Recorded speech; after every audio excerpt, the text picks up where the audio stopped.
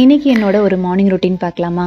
So morning பசங்களுக்கு school கொடுத்து விடுறதுக்காக பூரியும் பன்னீர் mushroom போட்டு ஒரு கிரேவியும் ரெடி பண்ணிகிட்டு இருந்தேன். அது கூடவே கொஞ்சம் ஜீரா ரைஸும் ரெடி பண்ணிகிட்டு இருந்தேன். கிரேவிக்கு பெரிய வெங்காயம், பூண்டு, இஞ்சி, தக்காளி, அப்புறம் கொஞ்சம் முந்திரி பருப்பு இதெல்லாம் போட்டு வதக்கிட்டு லாஸ்ட்டாக கசகசாவும் போட்டு வதக்கி இறக்கி வச்சாச்சு. இந்த மசாலா வரைச்சி வச்சுக்கணும்.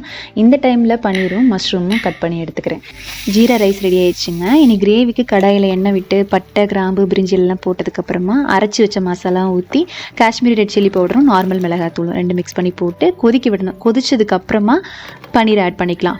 லாஸ்ட்டாக ஆஃப் பண்ணுற ஸ்டேஜில் கொஞ்சமாக கரம் மசாலா தூள் தூவிட்டு ஆஃப் பண்ணி இறக்கிடலாம். இந்த பூரி மட்டும் பண்ணிட்டோன்னு வச்சுக்கோங்களேன், மார்னிங் பிரேக்ஃபாஸ்ட்டுக்கு மட்டும் இல்லை, லஞ்சுக்கும் அதுதான் வேணும், டின்னருக்கும் அதுதான் வேணும்னு கேட்பாங்க எங்கள் வீட்டில். யாரும் இல்லை, என்னோட சின்ன பையன் மித்துவா தான். ஸோ அதனால் அவனுக்கு லஞ்ச் பாக்ஸுக்கு பூரி மட்டும் பேக் பண்ணி கொடுத்து விட்டேன்.